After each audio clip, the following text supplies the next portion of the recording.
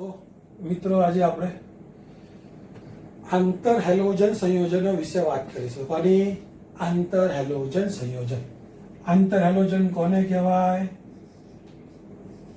તો કે એક હેલોજન એ જ્યારે બીજા હેલોજન સાથે પ્રક્રિયા કરે, એક હેલોજન એ જ્યારે બીજા હેલોજનના અણુ સાથે પ્રક્રિયા કરી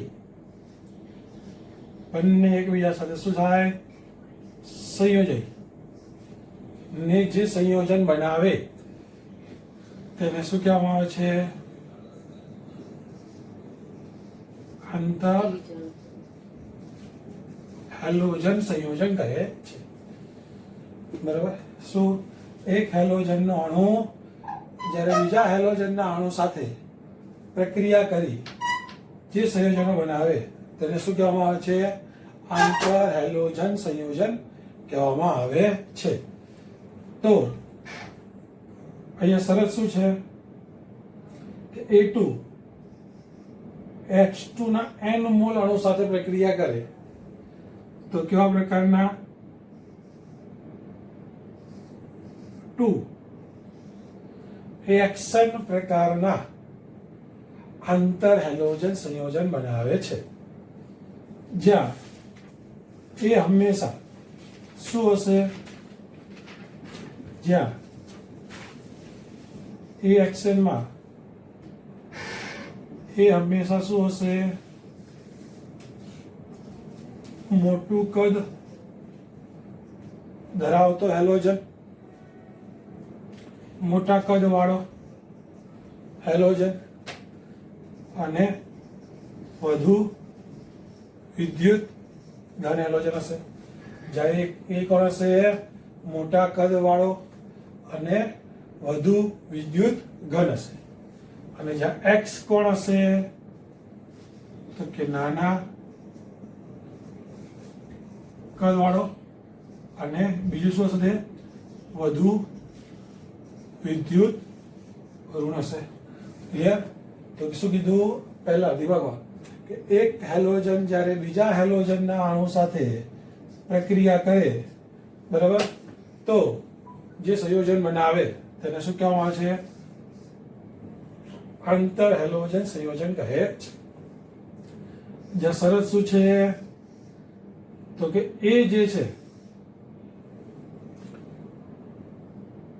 એને તમારે કેવું હોય તો કહી શકાય તે કેવો હશે? એનો કેન્દ્રીય પરમાણુ હશે અને એક્સ હશે તેનો આસપાસનો પરમાણુ હશે અથવા સરાઉન્ડેડ પરમાણુ. બરાબર? ક્લિયર? તો આ શરત છે કે ભાઈ એ શું હોય? તો એ હોય મોટા કદ વાળો હેલોજન, બંનેમાંથી વધુ વિદ્યુત ઘન હશે એ હશે અને કેન્દ્રીય પરમાણુ તરીકે એ હશે. બરાબર? દાખલા તરીકે જો મારે સમજાવવું હોય તો શું થાય કે ચલો I2 કોની સાથે? F2 સાથે. તો ચલો આ બંનેમાંથી મોટા કદ વાળો હેલોજન કોણ? I2. નાના કદ વાળો કોણ? F. તો I2 F2 ના એક મોલ જોડે પ્રક્રિયા કરશે તો શું બનાવશે? 2IF બનાવે. સેમ એવી રીતે I2 જો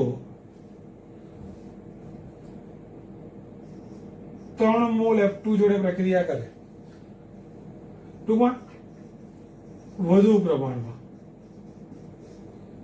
ક્લિયર, તો શું બનાવશે? IF3 કેટલા મોલ? 2 મોલ. સેમ એવી રીતે આયોડિન 5 F2 સાથે, એટલે વધુ પ્રમાણમાં ફ્લોરિન સાથે પ્રક્રિયા કરે તો શું બનાવે?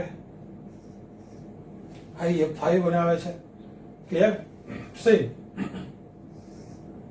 આવી રીતે તમે કહી શકો કોની? કે Cl2F2 સાથે પ્રક્રિયા કરશે તો શું બનાવશે? ClF. જો બંનેના એક એક મોલ લો, સમ મોલ લો તો બંને શું લઉં? સમમોલર. પણ Cl2 ની સામે 3 મોલ F2 લઉં તો ClF3 મળશે 2 મોલ, અને Cl2 સાથે 5 મોલ F2 લઉં તો શું બનશે? ClF5. ક્લિયર? તો આમ શું થાય છે? એક હેલોજન બીજા હેલોજન સાથે પ્રક્રિયા કરી જે સંયોજન બનાવે તેને આંતર હેલોજન કહેવાય. બરાબર? એમાં એ હશે, કેવો હશે? મોટા કદવાળો હેલોજન હશે, તે વધુ વિદ્યુત ઘન હશે અને હંમેશા સરળ તરીકે હોય, કેન્દ્રીય પરમાણુ તરીકે હશે. જ્યારે X છે એ કેવો હશે? નાના કદવાળો, વધુ વિદ્યુત ઋણ અને સરાઉન્ડેડ પરમાણુ તરીકે હશે. તો થઈ ગયો. ચલો અહીંયા આ કોણ થઈ ગયો? A. આ કોણ થઈ ગયો? X થયો ને. I અને F કોણ મોટું? I મોટો. I મોટો એટલે I થઈ ગયો સેન્ટર એટમ, વધુ વિદ્યુત ઘન. બરાબર? F નાનો એટમ એ સરાઉન્ડેડ અને વધુ વિદ્યુત ઋણ. સેમ. ચલો Cl અને F માં Cl થઈ ગયો A, F થઈ ગયો X. ક્લિયર? તો એક હેલોજન એ બીજા હેલોજન સાથે સંયોજાઈ જે સંયોજનો બનાવે તેને આંતર હેલોજન સંયોજન કહે છે. હવે ટૂંકમાં પ્રક્રિયાઓ નીચે ખાલી તમને સમજાવવા માટે ઉપરનું મેઇન આટલી વસ્તુ યાદ રાખવાની છે કે જ્યાં EX માં A કોણ હશે અને X કોણ હશે. ઓકે? હવે જે યાદ રાખવાનું છે ખાસ કરીને જે આંતર હેલોજન સંયોજનનો હાર્ડ છે, બરાબર, તે શું?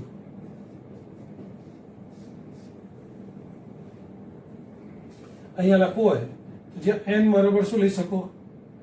તો કે જ્યાં n બરાબર છે 1, 3, 5 અને 7. ખબર? જ્યાં n બરાબર શું છે? 1, 3, 5, 7. તેના જો અહીંયા 1, 3, 5, 7 જ કેમ છે? બરાબર? એ સમજવું હોય તો ચલો મારે કોઈ એક હેલોજન ની ઇલેક્ટ્રોન રચના પહેલા સમજીએ, પછી આ રીતે સમજીએ. કે સમજવું તો જસ્ટ ફોર એક્ઝામ્પલ ક્લોરીન લઈ લો. તો ક્લોરીન ઇલેક્ટ્રોન રચના શું લખાય? Neon complete 3s2 3p5. બરાબર? જો 3s2 s માં 2 ઇલેક્ટ્રોન છે અને p માં 5 ઇલેક્ટ્રોન છે. બરાબર? તો ચલો અહીંયા સમજીએ કે ભાઈ મોટા હેલોજન સાથે જોડાવાળા હેલોજનની સંખ્યા 1, 3, 5, 7 જ કેમ હોય? તો કે જોઈએ એની સંયોજકતા કક્ષામાં કેટલા ઇલેક્ટ્રોન છે? 5 ઇલેક્ટ્રોન છે. હવે જ્યારે આપણે એની ભૂમિ અવસ્થામાં ઇલેક્ટ્રોન રચના વિશે વાત કરીએ તો ભૂમિ અવસ્થામાં ઓલરેડી એની જોડે એક અયુગ્મિત ઇલેક્ટ્રોન છે. આનો મતલબ કે જો તેને કોઈ એક જ પરમાણુ સાથે જોડાવું હશે ClF, બરાબર, તો જો તેને એક જ પરમાણુ સાથે જોડાવું હશે તો ઓલરેડી એની પાસે એક અયુગ્મિત ઇલેક્ટ્રોન છે, એટલે તેને કોઈ ઉત્તેજિત અવસ્થામાં જવાની જરૂર પડશે નહીં. પણ આપણે સહસંયોજક બંધની બનાવટમાં સમજેલું છે કે ચલો હવે એને 3 ફ્લોરિન સાથે જોડાવવું હોય તો એને જેટલા પરમાણુ સાથે જોડાવવું હોય એટલા મિનિમમ તેની પાસે શું હોવા જોઈએ? અયુગ્મિત ઇલેક્ટ્રોન હોવા જોઈએ. તો આપણે શું શીખેલા છીએ કે જો પરમાણુ ભૂમિ અવસ્થામાં રહીને જેટલા બંધ બનાવવા હોય તેટલા અયુગ્મિત ઇલેક્ટ્રોન ધરાવતો હોય તો કોઈ વાંધો છે નહીં. પરંતુ જો એને જેટલા બંધ બનાવવા છે એટલા અયુગ્મિત ઇલેક્ટ્રોન તેની ભૂમિ અવસ્થામાં નથી તો કમ્પલસરી પરમાણુ બંધ બનાવતા પહેલા શું કરશે? ઉત્તેજિત અવસ્થામાં જશે. બરાબર? આપણે સહસંયોજક બંધમાં સમજ્યા હતા કે એને જેટલા બંધ બનાવવા હોય એ પ્રમાણે. તો ચલો એને 3 બંધ બનાવવા તેની પાસે કેટલા અયુગ્મિત ઇલેક્ટ્રોન જોઈએ? 3 અયુગ્મિત ઇલેક્ટ્રોન જોઈએ. તો ચલો ClF માટે તો ઓકે, એક અયુગ્મિત ઇલેક્ટ્રોન છે એટલે એક F આવી ગયો. ઓકે? ચલો હવે મારે ClF3 બનાવવો હોય તો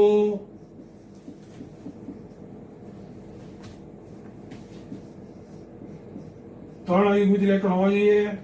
પણ એની પાસે તો કેટલા અયુગ્મિત ઇલેક્ટ્રોન છે? એક જ અયુગ્મિત ઇલેક્ટ્રોન છે. તો આપણે શું શીખ્યા હતા કે જો એને જેટલા બંધ બનાવવા હોય એટલા અયુગ્મિત ઇલેક્ટ્રોન કરવા હોય તો કમ્પલસરી એને શું કરવું પડશે? કોકના ઘર તોડવા પડે. આવું આપણે શીખેલા, ખબર ને બંધ બનાવતા વખતે. તો ચાલો એને 3 બંધ બનાવવા હોય તો શું કરશે? અત્યારે તેની જોડે એક જ એકલો છે તો એક શું કરશે? આ એક ઘર તોડશે. એક ઘર તોડશે એટલે શું કરશે? બંને છૂટાછેડા લેશે. બંને છૂટાછેડા લેશે એટલે શું થશે? એક આ ઘરમાં જશે અને એક બીજા ઘરમાં રહેવા જશે. ક્લિયર? હવે બોલે એની પાસે 3 એકલા થઈ ગયા તો આનો મતલબ કે હવે એ 3 ફ્લોરિન સાથે બંધ બનાવી શકે. ડન?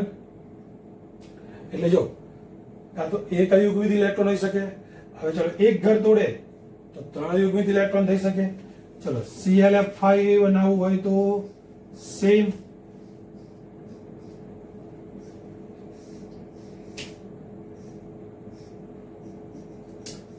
ચલો એની ભૂમિ અવસ્થામાં કેટલા ઇલેક્ટ્રોન છે? એક અયુગ્મિત ઇલેક્ટ્રોન છે, પણ એને કેટલા બંધ બનાવવા છે? 5 બંધ બનાવવા છે. 5 બનાવવા તો એની પાસે કેટલા એકલા હોવા જોઈએ? 5 એકલા. તો ચલો એ શું કરશે? સૌ પ્રથમ પેલું આ ઘર તોડશે. એ ઘર તોડશે એટલે 3 એકલા થયા. ફરીથી એક બીજું ઘર તોડશે. બીજું ઘર તોડશે એટલે 3 થઈ ગયું. કે એને 5 એકલા કરવા હોય તો શું કરવા પડશે? 2 ઘર તોડવા પડે. તો ચલો હવે શું થશે? એ 5 ફ્લોરિન સાથે જઈ શકશે. ક્લિયર? તો આમ કેમ n બરાબર 1 હોઈ શકે, કાં તો 3 હોઈ શકે, કાં તો 5, કાં તો 7. બરાબર? સેમ. ચલો IF7 લઈ લઉં તો IF7 માં ચલો એની બાહ્યતમ કક્ષામાં તો એક જ અયુગ્મિત ઇલેક્ટ્રોન હતો.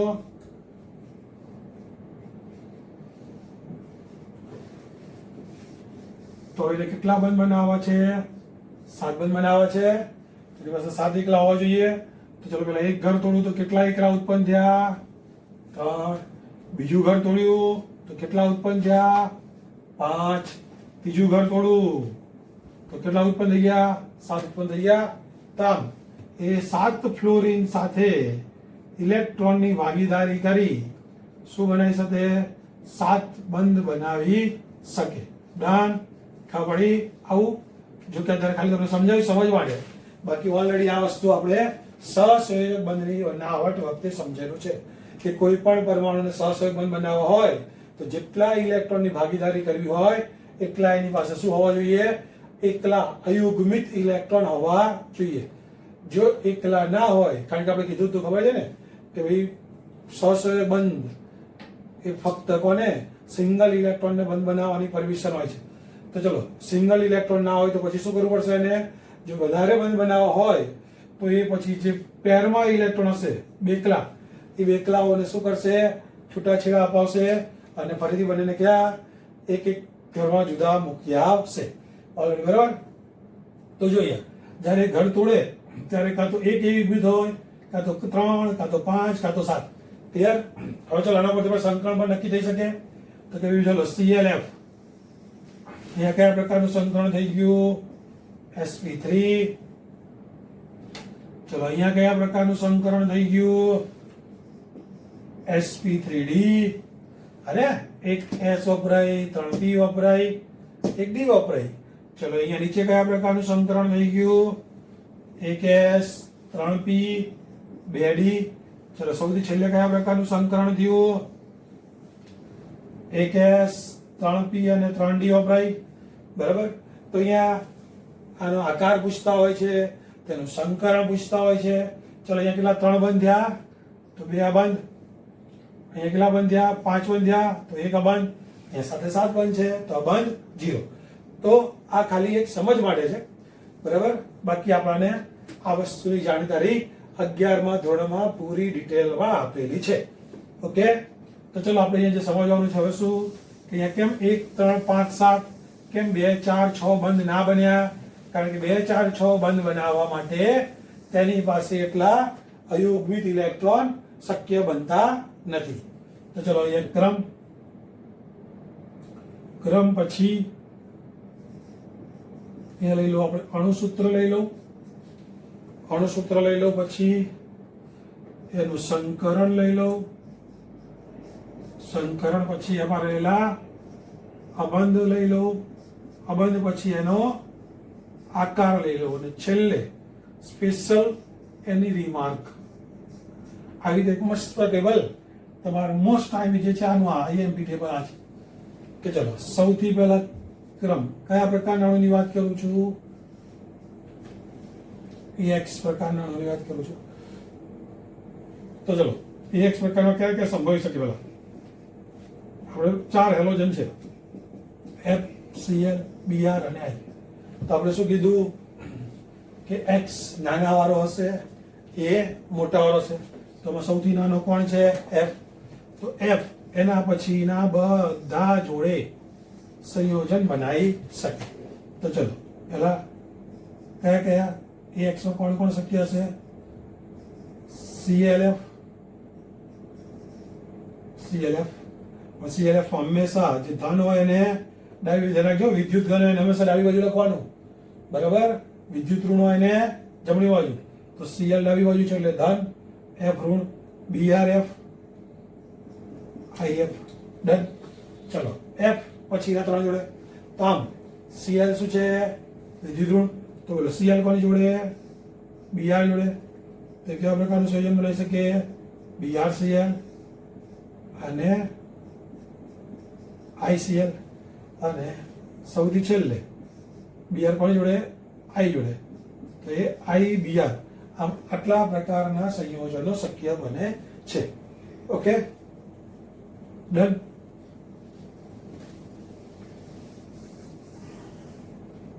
ચલો અહીંયા આપણે એનું સંકરણ શું કીધું હતું? સીધે સીધું ગણી શકીએ કે ભાઈ એની સંયોજકતા કક્ષામાં કેટલા? સંયુક્ત કક્ષામાં 7 ઇલેક્ટ્રોન અને 1 બંધ, 7 અને 1 8. તો ટોટલ થયા 8. 7 વત્તા 1 ભાગ્યા 2. તો 4 કક્ષા લીધું. સંકરણ કયું થાય? sp3. બરાબર. પેલું તમારે ઇલેક્ટ્રોન રચના લખી ના કરવું હોય મજૂરી તો એ સીધે સીધું મળી જાય, sp3. ચલો હવે એને એક જ બંધ બનાવ્યો છે. તો ટોટલ યુગ કક્ષકો છે એની જોડે 4. 4 માંથી બંધ એક જ બનાવે છે એટલે એટલી સિમ્પલ ખબર પડે કે જો 4 માંથી એક બંધ હોય તો પછી આ બંધ કેટલા હશે? 3. બરાબર. એની પાસે આ બંધ કેટલા હશે? 3. ચલો એનો આકાર તો ઓબ્વિયસલી 2 પરમાણુમાં કોઈ આકાર નક્કી કરવાનો હોય નહીં. ઓકે, 2 પરમાણુમાં કદી કોઈ આકાર હોય જ નહીં, કારણ કે 2 પરમાણુ ગમે તે એંગલે ગોઠવીએ એ કેવી રીતે ગોઠવી શકીએ? રેખીય રીતે જ ગોઠવી શકીએ. હવે આ રિમાર્ક શું છે? તો કે એમાં આપણે વાત કરીએ કે જે BRF છે અને એ BRF કેવો છે? આછો કથ્થઈ વાયુ છે. BRF એ શું છે? જે સ્પેશિયલ રિમાર્ક જે તમારે ગોખવાની છે કે ભાઈ BRF એ કેવો છે? આછો કથ્થઈ વાયુ છે, બરાબર. પછી ICl માં 2 છે, આલ્ફા અને બીટા. અને ICl કેટલા અપરૂપો જાણીતા છે? 2, આલ્ફા અને બીટા. તો આલ્ફા એ કેવો છે? રૂબી કલરનો લાલ ઘન. કેવો? રૂબી લાલ ઘન, બરાબર. અને બીટા કેવો છે? કથ્થાઈ લાલ કલરનો ઘન છે, બરાબર. ICl અને IBr એ કેવો છે? સોરી, IBr એ કેવો છે? એ કાળો ઘન છે. તો એની સ્પેશિયલ રિમાર્ક થઈ ગઈ. જેમાં વધુ પડતી રિમાર્કમાં તમારે અહીંયા એક ધ્યાન રાખવાનું છે કે જે અહીંયા IF છે, બરાબર. સ્પેશિયલ રિમાર્ક જે અંદર ચોપડી નથી આપી, ખાલી ચોપડી વાળા લખી નાખ્યું છે કે IF એ શું છે? અસ્થાયી છે. IF કેવો છે? અસ્થાયી. તો અસ્થાયી હોવાથી એ શું કરે? વિશ્વીકરણ પામી. વિશ્વીકરણ પામીને શું બનાવે? IF5 બનાવે છે વત્તા I2 છૂટો પાડે છે. ક્લિયર? આ એક્સ્ટ્રા કે ભાઈ IF અસ્થાયી છે તો અસ્થાયી હોવાથી શું કરે? વિસ્મીકરણ કરે છે. ડન? ચલો બીજું કયા પ્રકારનું? X3 પ્રકાર. બીજો કયા પ્રકારનો? X3 પ્રકારનો ઘન. તો ચલો X3 પ્રકારનો ઘનની વાત કરીએ, એટલે X3 પ્રકારની વાત કરું તો ચલો એની સંયુક્તતા કક્ષામાં 7 + 3 ભાગ્યા 2 કેટલા થયા? 10 ભાગ્યા 2 5. તો એ કયા પ્રકારનું સંકલન કરતો હશે? sp3d. બરાબર. હવે ચલો 5 કક્ષકો થઈ એની પાસે. 5 માંથી એને કેટલા બંધ બનાવી દીધા છે? 3. તો ઓબ્વિયસલી એની પાસે કેટલી બંધ હશે? 2 બંધ હશે. માટે એને જ્યારે આપણે આકાર વિશે વાત કરીએ તો A જોડે એક x, બીજો x, ત્રીજો x, આ એક અબંધ અને એક બીજો અબંધ. VSEPR સિદ્ધાંત પ્રમાણે એ કેવો બેન્ડ T આકાર આપે છે, પડેલો T આકાર આપે છે. કેમ? તો VSEPR માં તમે આ વસ્તુનો ઉલ્લેખ કરેલો છે કે ભાઈ શું છે? પહેલા તો VSEPR માં આપણે જોયેલું છે કે આવું કેમ થાય? તો આપણે VSEPR માં જોયેલું છે. શું જોયેલું છે? તો કે ભાઈ લોન પેર LP રિપલ્શન એ સૌથી વધુ હોય. કોના કરતા? LP VP કરતા, લોન પેર કરતા. અને લોન પેર રિપલ્શન એ કોના કરતા? બોન્ડ પેર કરતા વધુ હશે. આવું તમે VSEPR માં જોયેલું છે. બરાબર. તો જો અહીંયા કેટલા પ્રકારના રિપલ્શન? અહીંયા તો અહીંયા 2 લોન પેર છે અને 3 બોન્ડ પેર છે. એટલે લોન પેર ને બોન્ડ પેર બધું થશે. પણ હવે તમને ખબર હોવી જોઈએ કે આ જે 3 ઇલેક્ટ્રોન યુગ્મ છે જે સમતલમાં ગોઠવાયેલા હશે તેમની વચ્ચેનો ખૂણો કેટલો હોય? 120 હોઈ શકે.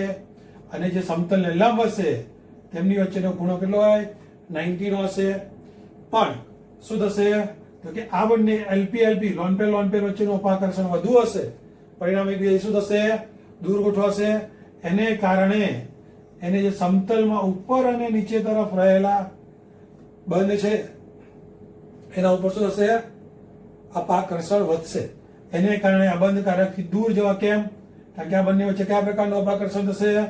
આ બંધ શું થશે? આ બંને વચ્ચેનું મહત્તમ છે એટલે આ બંને એટલા દૂર જશે.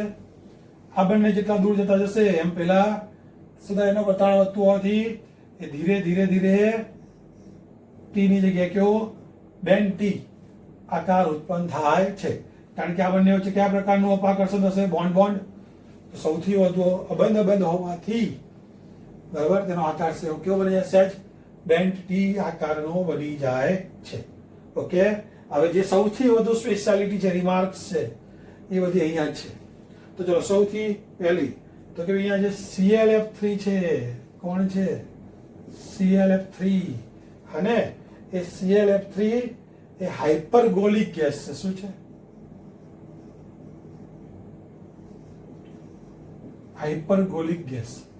હાઇપરગોલિક ગેસનો મતલબ શું? એ કંઈ પણ વસ્તુના સંપર્કમાં આવતા સળગી ઉઠે છે. ગમે તેમ કે ClF3 હોય, કોટન હોય, સેલ્યુલોઝ, કોઈ ક્લોથ, હાથ, કોઈ પણ સરફેસની સપાટી એટલે કોઈ પણ કોન્ટેક્ટ સપાટીના કોન્ટેક્ટમાં આવે બરાબર તો એ શું ઉઠે છે? સળગી ઉઠે છે. માટે એને હાઇપરગોલિક બરાબર ClF3. ચલો BrF3 એ કેવું છે? લીલું પીળું પ્રવાહી છે. BrF3 એ કેવું છે? લીલું પીળું પ્રવાહી છે. પણ BrF3 વિશે આપણે વાત કરીએ તો BrF3 એ શેમાં? તો કે BrF4 માઇનસ અને BrF2 પ્લસ આવી રીતે રહેલો છે. પરિણામે કેવો હોય છે? વિદ્યુતનો વાહક હોય છે. કેવું હોય છે? વિદ્યુતનું વાહક હોય છે. બરાબર. ચલો IF3 કેવો છે? પીળો પાવડર છે. IF3 કેવો છે? પીળો પાવડર છે. જ્યારે ICl3 કેવો છે? નારંગી ઘન. પણ એ કોની જેમ? તો કે AlCl3 ની જેમ હંમેશા કયો હોય? ડાયમર તરીકે રહેલો હોય છે. એ કોની જેમ? AlCl3 ની જેમ ડાયમર તરીકે રહેલો હોય છે. ઓકે, તો બે સંયોજનની વાત થઈ. બરાબર. ચલો અહીંયા કયા કયા પ્રકારના સંયોજનો બની શકશે? તો કીધું ને ફિક્સ જ છે. એક તો F તો બધા જોડે, ClF3, BrF3, IF3. બરાબર. ClF3, BrF3, IF3 અને કોણ વધુ સ્થાયી હશે? ખાલી ICl3. IBr3 સ્થાયી હશે નહીં. કારણ કે જેમ બે પરમાણુ વચ્ચેની સ્થિરતા વિશે વાત કરીએ તો જેમ બંનેની ત્રિજ્યાનો ગુણોત્તર વધતો જાય, બરાબર, અથવા તો કેન્દ્રીય પરમાણુ કદ જેમ મોટું હોય તેની સરાઉન્ડિંગના પરમાણુ કદ જેટલું નાનું હોય તેટલી તેની સ્થિરતા વધુ હોય છે. એટલે FCl જોડે Br અને I બધા જોડે સ્થાયી સંયોજન બનાવશે, પરંતુ Cl ફક્ત કોની જોડે? I જોડે. બીજાના જોડે સ્થાયી સંયોજન બનાવતું નથી. ક્લિયર? તો ચલો ફરીથી AX કયા પ્રકારનું સંઘાણ? sp3 એની પાસે 3 બંધ હશે. એમાં સ્પેશિયલ રિમાર્ક કેવી છે? તો કે Br એ પાછો કદ થઈ વાયું છે. ICl માં 2 અપરૂપો, આલ્ફા રૂબી લાલ કલરનો સોલિડ હોય છે, બીટા કથ્થઈ લાલ સોલિડ અને IBr કાળો ઘન છે. જેમાં IF કેવો છે? અસ્થાયી હોવાથી તે વિસ્મીકરણ પ્રક્રિયા આપે છે. બરાબર. ચલો AX3 કયું સંકરણ? sp3d. એની પાસે કેટલા બંધ? 2. તેનો આકાર કેવો હોય છે? બેન્ટી. બરાબર. એના 4 સંયોજનો સ્પેશિયલ. આમાં સૌથી રિમાર્કો આની ધ્યાનમાં રાખવાની. આની રિમાર્ક એ સૌથી સ્પેશિયલ છે. આ રિમાર્ક. ઓકે, ચલો હવે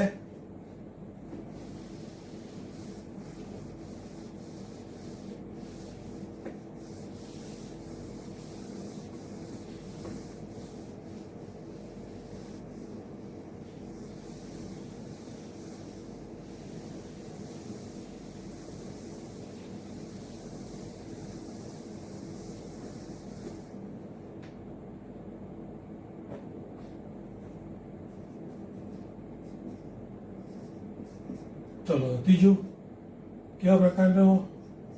AX5 પ્રકારનું. તો ચલો AX5 માં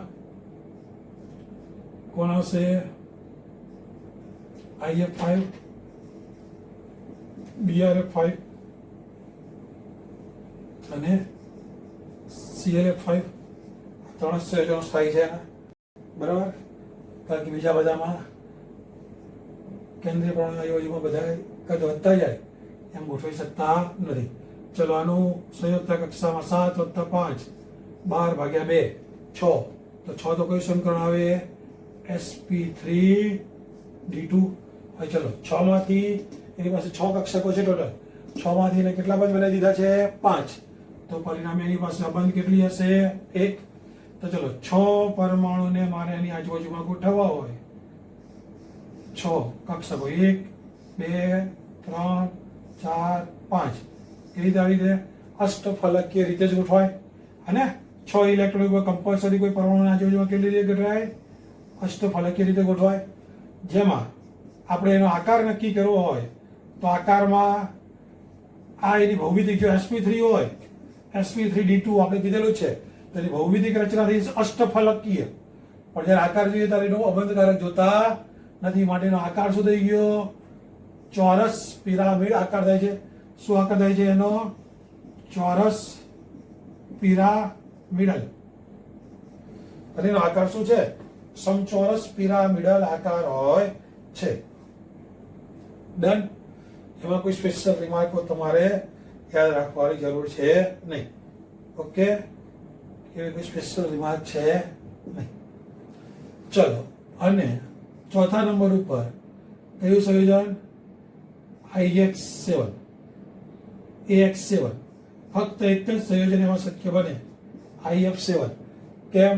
કારણ કે બીજાના પરમાણુ કેન્દ્રની આજુબાજુ એટલે આઈની આજુબાજુ 7 Cl કે 7 Br ગોઠવાઈ શકતા નથી. તો ચલો આને 7 + 7 શું થયું? 14/2. તો સંકળ થશે sp3d3. એની પાસે અબંધકારક 0 છે, માટે એની આજુબાજુમાં ટોટલ આપણે આકાર ગોઠવીએ 7 બંધ. તો 1 2 3 4 5. 5 જે સમતલીય છે એ કયા આકારે ગોઠવાશે? પહેલા પેન્ટાગોનલ આકારે ગોઠવાશે, એક સમતલની ઉપર અને એક સમતલની નીચે. માટેનો આકાર શું થાય? Pentagonal bipyramidal. તેનો આકાર શું થાય? પેન્ટાગોનલ બાય પિરામિડલ આકાર થાય છે. ક્લિયર? ખબર પડી? તો આમ આપણે આંતર હેલોજન સંયોજનો બરાબર કેટલા પ્રકારના? AX, AX3, AX5 અને AX7.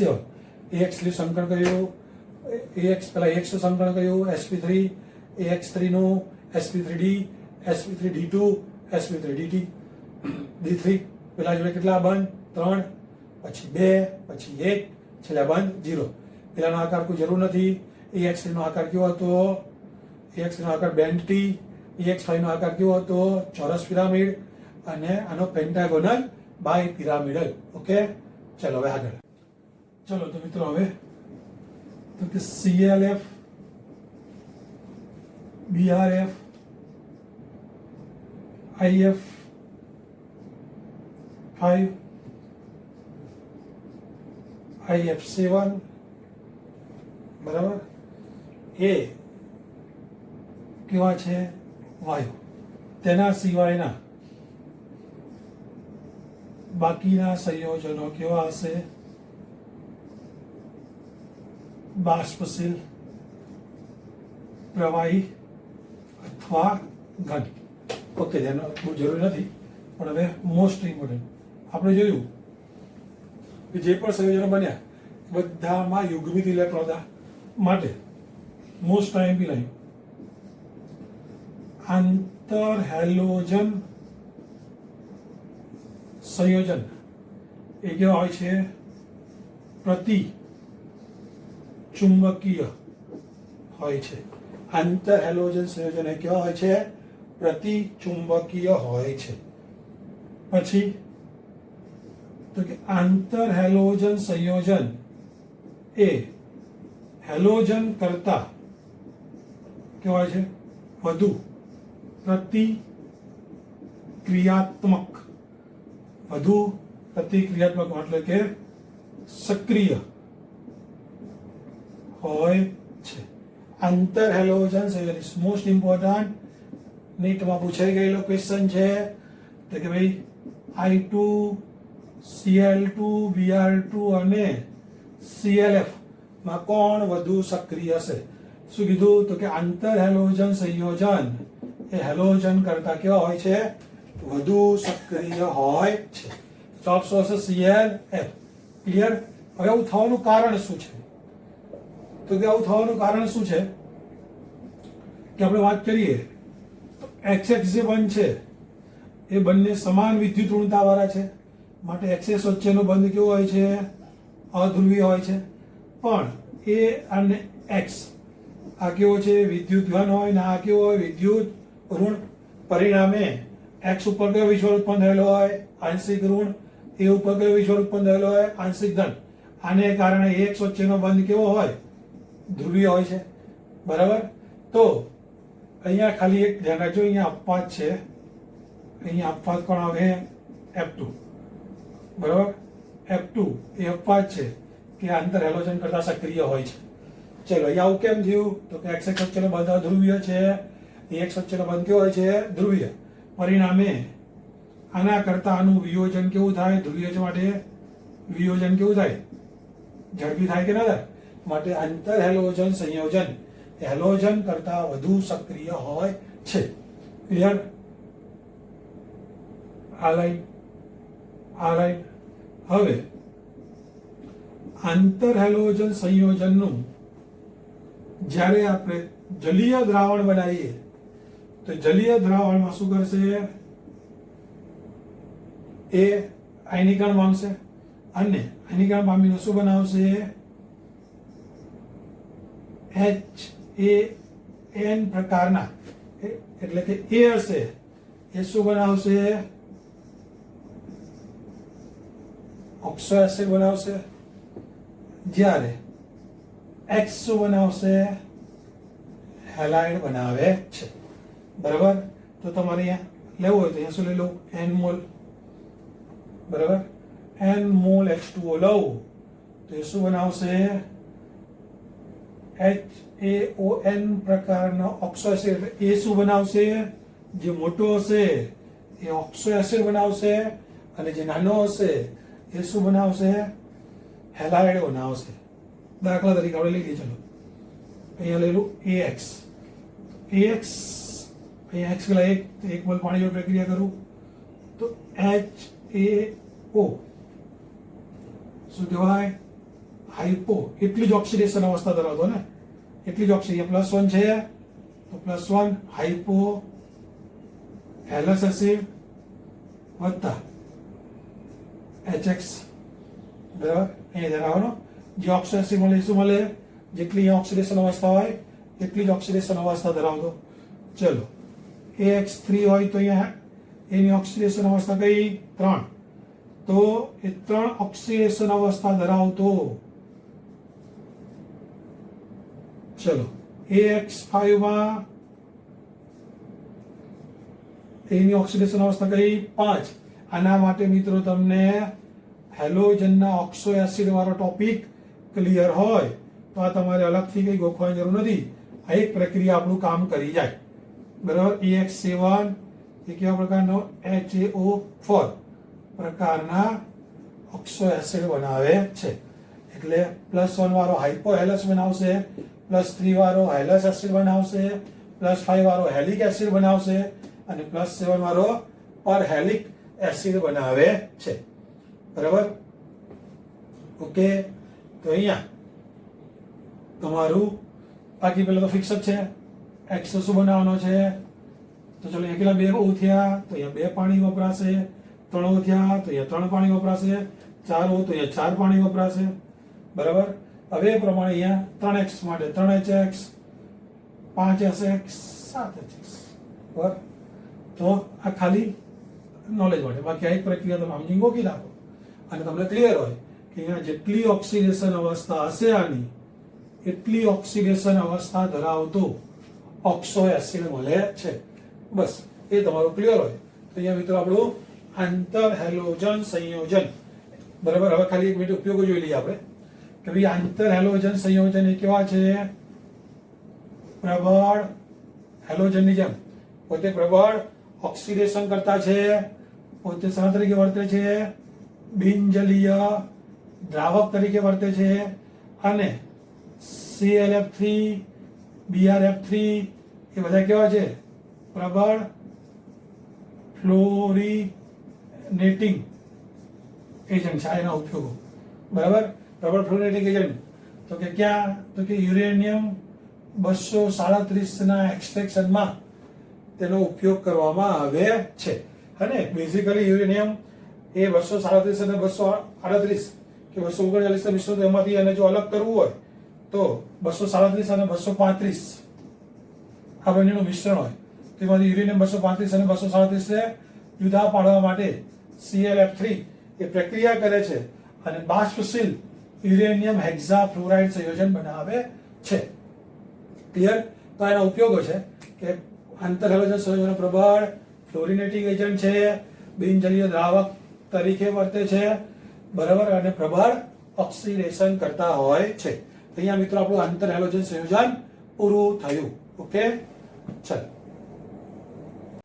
તો હવે મિત્રો આપણે 17મા સમૂહમાં કયો ટોપિક લઈ લઈએ?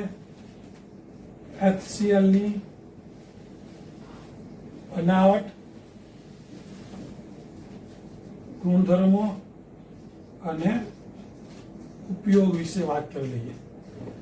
તો ચલો સૌથી પહેલા આપણે બનાવટ કહીએ એની. તેની બનાવટ કયો સાયન્ટિસ્ટ હતો? કોને? તો કે ગ્લોબરે. શું કર્યું હતું? તો કે પ્રયોગશાળામાં કોની? NaCl એટલે મીઠાની કોની સાથે પ્રક્રિયા કરી? H2SO4. સિમ્પલ. HCl આમ તો એવી બધી પ્રક્રિયાઓ જે નાના છોકરો પણ કરી શકે. કઈ કરવાની બધી આયન એક્સચેન્જ પ્રક્રિયાઓ છે maximum. Na+Cl minus H plus HSO4 minus તો શું થશે? આનો ધન આના ઋણ જોડે, આનો ધન આના ઋણ જોડે. હવે આજે NHSO4 છૂટો મળ્યો એ ફરીથી કોની જોડે? બીજા મીઠાના અણુ સાથે પ્રક્રિયા NaCl પ્રક્રિયા કરી શું બનાવશે? HCl. આનો HCl છૂટું શું પડશે? Na2SO4. ક્લિયર? તો સૌ પ્રથમ ગ્લોબરે શું કર્યું? પ્રયોગશાળામાં મીઠાની સોડિયમ ક્લોરાઇડ મીઠું ની સલ્ફ્યુરિક એસિડ સાથે પ્રક્રિયા કરી હાઇડ્રોક્લોરિક એસિડ બનાવી દીધું અને જેને ડેવીએ એનું નામ આપ્યું હતું. શું નામ આવ્યું? હાઇડ્રોજન ક્લોરાઇડ છે એવું ડેવીએ શોધ્યું હતું.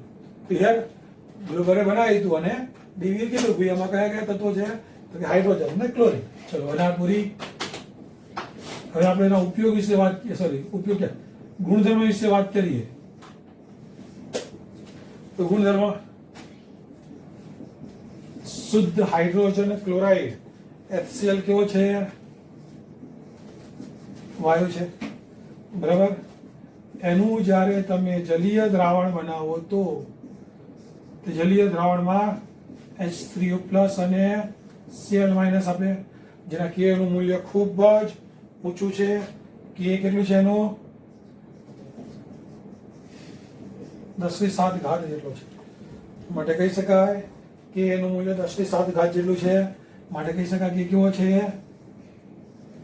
પ્રબળ એસિડ છે. પ્રબળ એસિડ છે.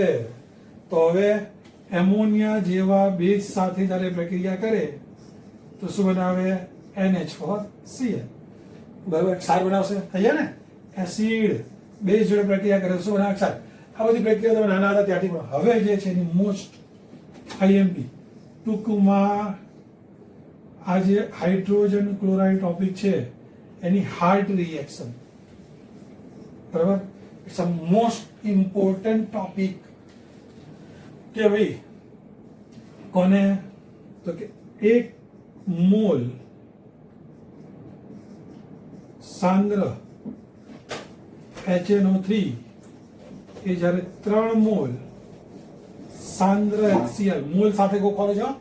1 મોલ HNO3 એ 3 મોલ સાંદ્ર HCl સાથે મિશ્ર થાય તો આ મિશ્રણને કહેવામાં આવે છે એક્વારિઝિયા. શું કહેવામાં આવે છે? કેટલી વખત બોર્ડમાં પૂછાયેલો ક્વેશ્ચન છે. બરાબર. એક્વારિઝિયા. તો કે બેઝિકલી આપણે જોયું હતું ખબર સાંદ્ર HNO3 નિષ્ક્રિય ધાતુઓ જે ગોલ્ડ અને પ્લેટિનમ જોડે પ્રક્રિયા કરતું નથી. તો જે સાંદ્ર HNO3 ગોલ્ડ અને પ્લેટિનમ જોડે પ્રક્રિયા કરતું નહોતું તો એ ગોલ્ડ અને પ્લેટિનમ આ બંનેની પ્રક્રિયા માટે મોસ્ટ IMP હાઇડ્રોક્લોરિક એસિડમાં બીજું કઈ આવડે કે ના આવડે પણ આ તો આવડવું જ જોઈએ કે ગોલ્ડ બરાબર એ કોની સાથે એક્વારિઝિયા NO3 માઇનસ અને Cl HNO3 HCl ના મિશ્રણ સાથે જો પ્રક્રિયા કરે તો ગોલ્ડની વેલેન્સી કઈ હોય? +3. તો એ કેવું? AuCl4 -1 પ્રકારનો સંકીર્ણ બનાવે છે અને NO3 માઇનસ નું શેમાં? NO માં રિડક્શન થાય છે અને જે હાઇડ્રોજન છે એ શેના તરીકે? H2O તરીકે. ચલો સેમ એવી રીતે PT જો એક્વારિઝિયા જોડે પ્રક્રિયા કરશે તો PT કોની જોડે? એક્વારિઝિયા. એક્વારિઝિયાનો મતલબ Cl માઇનસ અને NO3 માઇનસ, તો PT ની વેલેન્સી +4 હોય તો એ કેવા પ્રકારનું PtCl6 -2 પ્રકારનું સંકીર્ણ બનાવશે અને છૂટું શું પડશે? NO વત્તા H2O. ક્લિયર? તો એકલું HNO3 હતું એ ગોલ્ડ અને પ્લેટિનમ જોડે પ્રક્રિયા કરવા સક્ષમ હતું નહીં, પણ જો એ સાંદ્ર HNO3 ને એના 1 મોલ પ્રપોર્શનને મેં કેટલા મોલ? 3 મોલ હાઇડ્રોક્લોરિક એસિડ સાથે જ્યારે મિશ્ર કર્યા તો એક્વા રીઝિયા બનાવ્યું. એક્વા રીઝિયા જે બને છે તેને રોયલ લિક્વિડ પણ કહે છે. અને શું કહે છે? Royal liquid. કેમ રોયલ લિક્વિડ? જો એની અંદર રોયલ ધાતુઓ, બરાબર, એમાં કઈ ધાતુઓ? ગોલ્ડ અને પ્લેટિનમ જેવી ધાતુઓ સંકીર્ણ બનાવીને ડિઝોલ્વ થાય છે, બરાબર. એક્વા રીઝિયા, બરાબર. 1 મોલ HNO3 3 મોલ HCl જોડે પ્રક્રિયા કરે તો ભેગા થઈને જે બને એને શું કહેવાય? એક્વા રીઝિયા. એક્વા રીઝિયા એને શું કહીશું આપણે? રોયલ પ્રવાહી, બરાબર. રોયલ કેમ? કારણ કે રોયલ ધાતુઓ જોડે પ્રક્રિયા કરે છે. ચલો આપણે એને બેલેન્સ કરી લઈએ. AU 0 છે, માંથી બન્યો AU+3, NO+5 હતો, માંથી બન્યો NO+2, 3 ઓલરેડી રેડોક્સ બેલેન્સ જ છે. રેડોક્સ બેલેન્સ છે. હવે ઓડિયન્સ બેલેન્સ કરીએ. 4 Cl કરવા માટે કેટલા Cl? 4 વડે. ચલો અહીંયા કેટલા O છે? 3 O, 1, તો બાકીના 2 H2O તરીકે, તો કેટલા H+ વપરાશે? 4. Redox balance. ચલો અહીંયા PT 0 છે, માંથી PT+6 બન્યું, N+5 છે, માંથી N+2 બન્યું. અહીંયા તફાવત આવ્યો 6, તફાવત આવ્યો 3, તો એનો મતલબ કે 3 કોમન કરી લઉં, બરાબર. તો પછી આને કેટલા વડે ગુણવા પડશે? 3 NO3, સોરી, અહીંયા તફાવત આવ્યો 6 નો, અહીંયા તફાવત આવ્યો 3 કોમન કાઢો તો આને 2 વડે ગુણવા પડશે ને. 2 NO3 માંથી 2 NO2 બનશે. શું થશે? 2 NO3 માંથી 2 NO2, સોરી, માય મિસ્ટેક. 0 માંથી અહીંયા +4 બને છે, +6 ક્યાં? 6 છે પણ -2 છે ને. ઓકે, +4 બનશે. તો ચલો 0 માંથી +4, +5 માંથી +2, તો ચલો અહીંયા તફાવત આવ્યો 4, અહીંયા તફાવત આવ્યો 3. ઓકે, તો એનો મતલબ આને ગુણવાના આવશે 3 વડે, આને ગુણવાના કેટલા વડે આવશે? 3 વડે. તો પછી આને ગુણવાના કેટલા વડે આવશે?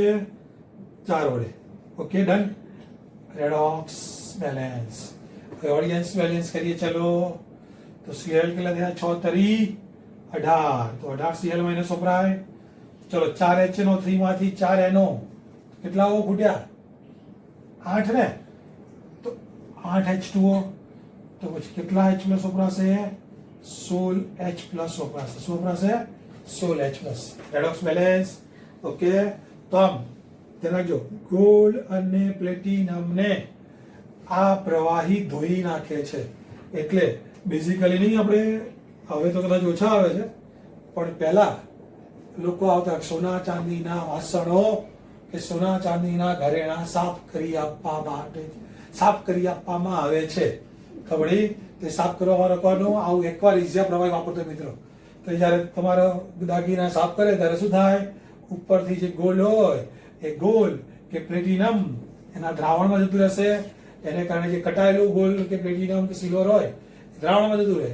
એટલે એટલું ગોલ્ડ ને ધોઈને લઈ ગયો તમારું, બરાબર. એટલે સાફ બિચારો સ્પષ્ટ કહેતા હતા લોકો કે ત્યારે બોલતા હતા કે સોના ચાંદીના ઘરેણા કે દાગીના તે ધોઈ આપવામાં આવે છે, બરાબર. તો ગોલ્ડ પ્લેટિનમ તે ચલો તો મિત્રો પહેલાને યાદ રાખવા માટે એક નહીં તેના કરતા 3 ગણી હાઈ ફાઈ કરીનાને કે એક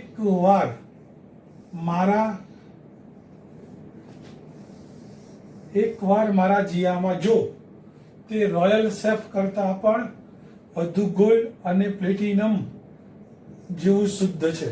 તો થઈ ગયું એક નાઇટ એટલે એક નાઇટ્રિક એસિડ, 3 ગણ એટલે 3 હાઈ કરીને હાઈ એટલે હાઇડ્રોક્લોરિક એસિડ. એકવાર જીયા બરાબર રોયલ લિક્વિડ કોના માટે વપરાય તો કે ગોલ્ડ અને પ્લેટિનમ માટે વપરાય. ઓકે, ધ્યાન રાખજો શું થાય ભૂલના થાય એટલા માટે ખબર હોય છે. એક નાઇટ્રિક, 3 હાઇડ્રોક્લોરિક એસિડ, એનું નામ એક્વારિઝિયા બરાબર. શેના માટે વપરાય? ગોલ્ડ અને પ્લેટિનમ માટે. ચલો આ ઉપરાંત સોડિયમ કાર્બોનેટ કે સોડિયમ બાયકાર્બોનેટ કે સોડિયમ સલ્ફાઇડ સાથે પ્રક્રિયા કરે તો એકચ્યુઅલમાં આ ઇનઓર્ગેનિકમાં કન્ફર્મેશન ટેસ્ટ છે. કોઈ પણ બાયકાર્બોનેટ, કાર્બોનેટ કે સલ્ફાઇડ એસિડની હાજરીમાં શું કરે? NaCl જોડે આવી જાય, એને કોની જોડે આવી જાય? Cl જોડે આવી જાય. તથા કાર્બોનેટ કે બાયકાર્બોનેટ હોય તો એ કાર્બન ડાયોક્સાઇડ વાયુના ઉભરા આપે છે બરાબર. એફરવન્સીસ ઓફ કાર્બન ડાયોક્સાઇડ. અને સલ્ફાઇડ માંથી SO2 ગેસ છૂટો પડે છે બરાબર. અને છૂટવું પડે છે એટલે એનામાં પાણી. તો એકચ્યુઅલમાં આ પ્રક્રિયા શું છે? લેબમાં સીધી છે. શેના માટેની? કાર્બોનેટ કે બાયકાર્બોનેટની કન્ફર્મેશન ટેસ્ટ છે કે કોઈ પણ કાર્બોનેટ કે બાયકાર્બોનેટ હોય એ સોલ્ટને જો બંધ હાઇડ્રોક્લોરિક એસિડમાં નાખું તો તરત CO2 ના કાર્બન ડાયોક્સાઇડના ઉભરા આપે તો કહી શકાય કે યા તો એ કાર્બોનેટ કે બાયકાર્બોનેટ ધરાવતું હશે. હવે ચલો એનો ઉપયોગો. તો એનો પહેલો ઉપયોગ શું? તો કે મકાઈમાં શું હોય? મકાઈના સ્ટાર્ચમાંથી શું બનાવવા માટે? ગ્લુકોઝ બનાવવા વપરાય. મકાઈના સ્ટાર્ચમાંથી ગ્લુકોઝ બનાવવા માટે. બીજું હાડકામાંથી ગુંદર એક્સટ્રેક્ટ કરવા માટે. હાડકામાંથી ગુંદરના એક્સટ્રેક્શન એટલે નિષ્કર્ષણ માટે. અને બોર્ન બ્લેક એટલે કે અસ્થિ કોલસાના શેના માટે વપરાય છે? શુદ્ધિકરણ માટે વપરાય છે. ક્લિયર? તો મકાઈના સ્ટાર્ચમાંથી ગુંદર બનાવવા માટે, મકાઈના સ્ટાર્ચમાંથી ગ્લુકોઝ બનાવવા માટે, હાડકામાંથી ગુંદર અને અસ્થિ કોલસાના શુદ્ધિકરણ માટે. તો અહીંયા મિત્રો જો આપણે 17મા સમૂહમાં પહેલા આપણે ઓલરેડી એના ઓક્સાઇડ વિશે તો વાત કરી લીધી હતી, પછી ક્લોરીન વિશે વાત કરી નાખી. આજે આપણે શું કરી દીધું? આંતર હેલોજન અને હાઇડ્રોક્લોરિક એસિડ પૂરું કર્યું. આનો મતલબ આપણો 17મો સમૂહ એ અહીંયા પૂરો થઈ ગયો. Okay, good bye.